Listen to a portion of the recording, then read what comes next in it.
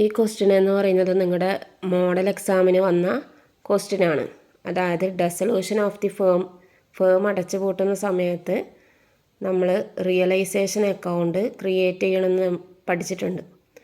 അപ്പോൾ അതുമായിട്ട് ബന്ധപ്പെട്ടൊരു എസ്സേ ക്വസ്റ്റ്യനാണ് നിങ്ങൾക്ക് തന്നത്. ക്വസ്റ്റ്യൻ എന്ന് പറഞ്ഞാൽ Jaya and Jessie are equal partners in a firm. Their balance sheet as on 31st December 2022 was as follows എന്ന് പറഞ്ഞിട്ട് ഒരു ബാലൻസ് ഷീറ്റ് തന്നിട്ടുണ്ട്. ഓക്കെ, അപ്പോൾ അസറ്റ് സൈഡിൽ bank, debtors, stock, furniture, liability സൈഡിൽ ക്രെഡിറ്റേഴ്സും പാർട്ട്നേഴ്സിൻ്റെ ക്യാപിറ്റൽ അക്കൗണ്ടിൻ്റെ ഡീറ്റെയിൽസും തന്നിട്ടുണ്ട്. സാധാരണ രീതിയിൽ ഒരു അടച്ചുപൂട്ടുന്ന കമ്പനി ആകുമ്പം റിയലൈസേഷൻ അക്കൗണ്ട് പ്രിപ്പയർ ചെയ്യണം. റിയലൈസേഷൻ എന്ന് പറഞ്ഞാൽ നമ്മൾ എന്താ ചെയ്യേണ്ടത്, അവിടെയുള്ള നമ്മുടെ കമ്പനിയിലുള്ള അസറ്റ്സൊക്കെ റിയലൈസ് ചെയ്യുക, അതായത് വിറ്റ് തീർക്കുകയും പേയ്മെൻറ്റ് കൊടുത്ത് തീർക്കാനുണ്ടെങ്കിൽ അത് കൊടുത്ത് വീട്ടുകയും ചെയ്യുന്നതിനെയാണ് റിയലൈസേഷൻ എന്ന് പറയുന്നത്. അപ്പോൾ അസറ്റ് റിയലൈസ്ഡ് എന്ന് പറയുമ്പോൾ ഇവിടെ നമ്മുടെ അസറ്റ് സൈഡിൽ ബാങ്ക്, ഡെപ്റ്റേഴ്സ്, സ്റ്റോക്ക്, ഫർണിച്ചർ എന്ന് തന്നിട്ടുണ്ട്. അപ്പോൾ റിയലൈസേഷൻ അക്കൗണ്ട് നമ്മൾ പ്രിപ്പയർ ചെയ്യുന്ന സമയത്ത് ആദ്യം ചെയ്യേണ്ടത് നമ്മൾ ബാങ്കും ക്യാഷും ഒഴിച്ചിട്ടുള്ള മറ്റുള്ള അസറ്റ്സ്, അതായത് മറ്റുള്ള അസറ്റ് എന്ന് പറയുന്നത് ബാങ്കും ക്യാഷും ഒഴിച്ചിട്ടുള്ളത് ഡെപ്റ്റേഴ്സ്, സ്റ്റോക്ക്, ഫർണിച്ചർ, അങ്ങനെയുള്ള അസറ്റൊക്കെ ആദ്യം റിയലൈസേഷൻ അക്കൗണ്ടിലേക്ക് പ്രിപ്പയർ ചെയ്യുമ്പോൾ ആദ്യം എല്ലാ അക്കൗണ്ടും റിയലൈസേഷൻ അക്കൗണ്ട് അസറ്റ് ആണെങ്കിൽ അസറ്റൊക്കെ ഡെബിറ്റ് സൈഡിലേക്ക് ട്രാൻസ്ഫർ ചെയ്ത് എഴുതണം. ഇനി ലാബിലിറ്റീസ് ആണെങ്കിൽ അത് ക്രെഡിറ്റ് സൈഡിലേക്ക് ആദ്യം മാറ്റി എഴുതണം. ലാബിലിറ്റീസ് എന്ന് പറയുന്നത് ഔട്ട്സൈഡേഴ്സിൻ്റെ ലാബിലിറ്റി മാത്രമാണ് നമ്മൾ റിയലൈസേഷൻ അക്കൗണ്ടിലേക്ക് മാറ്റി എഴുതേണ്ടത്. അഥവാ ക്രെഡിറ്റേഴ്സ് എന്ന് പറഞ്ഞാൽ ഔട്ട്സൈഡേഴ്സിന് കൊടുക്കേണ്ട ലാബിലിറ്റിയാണ്. ഇനി അഥവാ പാർട്ട്നേഴ്സിൻ്റെ ലോണോ അങ്ങനെയുള്ള കേസ് ഉണ്ടെങ്കിൽ പാർട്ട്നേഴ്സിൻ്റെ കാര്യമായിട്ട് ബന്ധപ്പെട്ട് എന്തെങ്കിലും ഉണ്ടെങ്കിൽ അത് നമ്മൾ എന്ത് ചെയ്യേണ്ട, റിയലൈസേഷൻ അക്കൗണ്ടിൽ എഴുതണ്ട. അതൊക്കെ നമ്മൾ പാർട്ട്നേഴ്സിൻ്റെ ക്യാപിറ്റൽ അക്കൗണ്ടിലേക്കാണ് എഴുതേണ്ടത്. ഇവിടെ നമ്മളിനി ഫസ്റ്റ് ചെയ്യേണ്ടത് റിയലൈസേഷൻ അക്കൗണ്ട് പ്രിപ്പയർ ചെയ്യുക എന്നുള്ളതാണ്. അതെങ്ങനെയാണെന്ന് നോക്കാം. അപ്പോൾ നമ്മൾ ക്വസ്റ്റ്യൻ കണ്ടു കഴിഞ്ഞു. ഇനി നമുക്ക് എങ്ങനെയാണ് ഇത് പ്രിപ്പയർ ചെയ്യുന്നത് എന്ന് നോക്കണം. അപ്പോൾ റിയലൈസേഷൻ അക്കൗണ്ട് പ്രിപ്പയർ ചെയ്യുന്ന സമയത്ത് നമ്മുടെ ബാലൻസ് ഷീറ്റിലുള്ള അസറ്റ് എന്ന് പറയുന്നത് ക്യാഷും ബാങ്കും ഒഴിച്ചിട്ടുള്ള അസറ്റ്സൊക്കെ റിയലൈസേഷൻ അക്കൗണ്ടിൻ്റെ ഡെബിറ്റ് സൈഡിലേക്ക് ആദ്യം മാറ്റി എഴുതണം.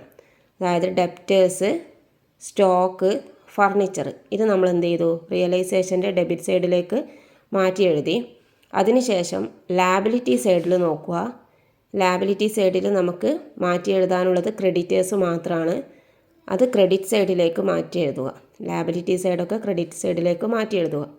നെക്സ്റ്റ് സ്റ്റെപ്പ് എന്ന് പറയുന്നത് നമ്മൾ അസറ്റ് വിറ്റ് തീർക്കുന്നതും ലാബിലിറ്റി പേയ്മെൻറ്റ് ചെയ്ത് തീർക്കുന്നതുമാണ്. അപ്പോൾ അസറ്റ് വിറ്റ് ചേർക്കുന്ന സമയത്ത് നമ്മൾ ഡെബിറ്റിലാണ് ആദ്യം മാറ്റി എഴുതിയത്. അതെന്ത് ചെയ്യണം, അസറ്റ് വിൽക്കുന്ന സമയത്ത് ക്രെഡിറ്റിലേക്ക് മാറ്റി എഴുതണം. ബൈ ബാങ്ക് എന്ന് പറഞ്ഞിട്ട് ഏതൊക്കെ അസറ്റാണ് നമ്മൾ വിൽക്കുന്നത് അതിൻ്റെ ടോട്ടൽ എമൗണ്ട് ബൈ ബാങ്ക് എന്ന് പറഞ്ഞിട്ട് നമുക്ക് അവിടെ കൊടുക്കാം. മനസ്സിലായോ? അതായത് നമ്മൾ ക്വസ്റ്റ്യനിൽ പറഞ്ഞിട്ടുണ്ട് debtors realised, stock realised, furniture realised എന്ന് പറഞ്ഞിട്ട്.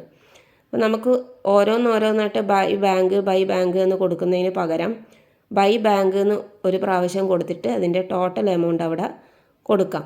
ഇനി ഡീറ്റെയിൽസിന് വേണമെങ്കിൽ അവിടെ നമുക്ക് ഡെപ്റ്റേഴ്സ്, സ്റ്റോക്ക്, ഫർണിച്ചറിന് പ്രത്യേകം സെപ്പറേറ്റ് കാണിക്കുകയും ചെയ്യാം. ഇതെന്താണ് ചെയ്യുന്നത്, അസറ്റ് വിൽക്കുന്നതായിട്ട് കാണിക്കുന്നതാണ്. ഇനി അതേപോലെ നമ്മൾ ക്രെഡിറ്റേഴ്സ് എന്ത് ചെയ്യണം, പേയ്മെൻറ്റ് ചെയ്യുന്നതായിട്ടും കാണിക്കണം. ഒന്നുകിൽ ക്വസ്റ്റ്യനിൽ പേയ്മെൻറ്റിൽ അതേ ഫുൾ എമൗണ്ട് ആണെങ്കിൽ ഒന്നും പറയത്തില്ല. വല്ല ചേഞ്ചസും വരുന്നുണ്ടെങ്കിൽ അത് പറയും പ്രത്യേകിട്ട് ഇത്ര ശതമാനം കുറച്ചിട്ടാണ് കൊടുക്കുന്നത്, അല്ലെങ്കിൽ ഫുൾ സെറ്റിൽമെൻറ്റും അതേപോലെ തന്നെ കൊടുക്കുന്നുണ്ട് എന്നെങ്കിൽ അതേപോലെ പറയും. അപ്പം ക്രെഡിറ്റേഴ്സ് 5000 എന്നുള്ളത് creditors paid in full settlement 4000 രൂപ എന്ന് പറഞ്ഞിട്ടാണ് കാണിച്ചത്. നമുക്ക്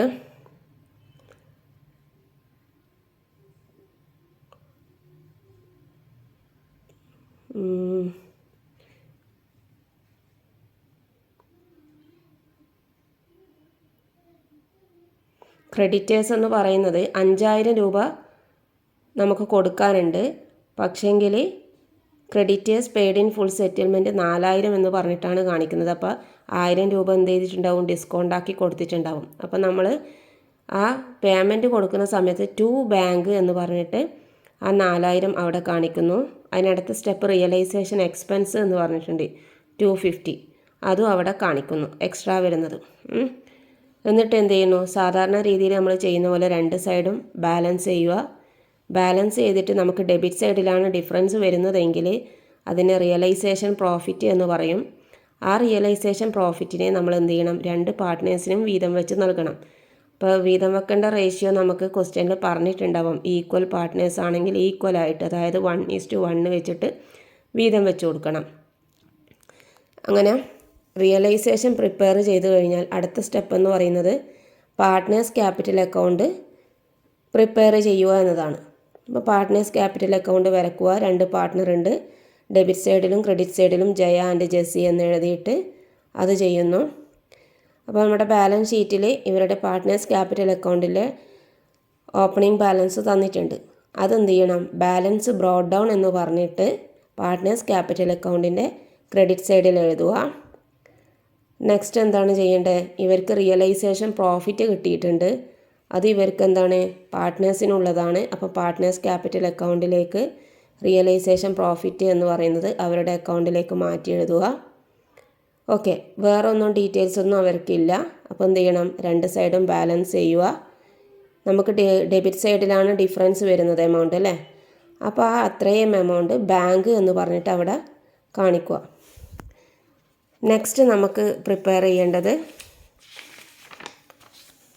ബാങ്ക് അക്കൗണ്ടാണ്. സാധാരണ നമ്മൾ എല്ലാത്തിലും ചെയ്യുന്നത് ബാലൻസ് ഷീറ്റാണ് പ്രിപ്പയർ ചെയ്യുക. പക്ഷേ ഡെസൊല്യൂഷൻ ഓഫ് ദി ഫേമിൻ്റെ കേസിൽ realisation account, partners capital account, next bank അക്കൗണ്ടാണ് പ്രിപ്പയർ ചെയ്യേണ്ടത്. ബാങ്ക് അക്കൗണ്ടിൽ നമ്മൾ റിയലൈസേഷൻ അക്കൗണ്ടിൽ അസറ്റ് വിൽക്കുന്ന സമയത്ത് നമുക്ക് എന്ത് കിട്ടിയിട്ടുണ്ട്, ക്യാഷ് കിട്ടിയിട്ടുണ്ട്, അത് കാണിക്കണം. അതിന് ആദ്യം തന്നെ ബാങ്ക് അക്കൗണ്ടിൽ ബാലൻസ് ഷീറ്റിൽ നമുക്കൊരു എമൗണ്ട് തന്നിട്ടുണ്ട്, ക്യാഷ് ടു ബാങ്ക് എന്ന് പറയുന്നത്. അത് ബാലൻസ് ബ്രോഡ് ഡൗൺ ആയിട്ട് അത് അവിടെ കാണിക്കുക. പിന്നെ നമുക്ക് അസറ്റ് വിറ്റ സമയത്ത് കുറച്ച് ക്യാഷ് കിട്ടിയിട്ടുണ്ട് അല്ലേ, റിയലൈസ് ചെയ്യുമ്പം അതും എന്ത് ചെയ്യുക, ടു റിയലൈസേഷൻ എന്ന് പറഞ്ഞിട്ട് ആ എമൗണ്ട് അവിടെ കാണിക്കുക. പിന്നെ നമ്മൾ എത്രയാണോ പേയ്മെൻറ്റ് ചെയ്ത് തീർത്തത്, അതായത് ക്രെഡിറ്റേഴ്സിൻ്റെ പൈസ കൊടുത്ത് തീർത്തിട്ടുണ്ട്, റിയലൈസേഷൻ എക്സ്പെൻസ് കൊടുത്ത് തീർത്തിട്ടുണ്ട്, ആ പൈസയൊക്കെ എന്ത് ചെയ്യുക, ക്രെഡിറ്റ് സൈഡിൽ എഴുതുക. ഇനി നമ്മൾ പിന്നെ പാർട്ട്നേഴ്സ് ക്യാപിറ്റൽ അക്കൗണ്ടിൽ ജയക്കും ജെസ്സിക്കും കൊടുക്കാനുണ്ട് ബാങ്ക് എന്ന് പറഞ്ഞിട്ട് എഴുതി വെച്ചിട്ടുണ്ട് അല്ലേ, അതും എന്ത് ചെയ്യുക, ക്രെഡിറ്റേഴ്സിൽ എഴുതുക, ക്രെഡിറ്റ് സൈഡിൽ എഴുതുക.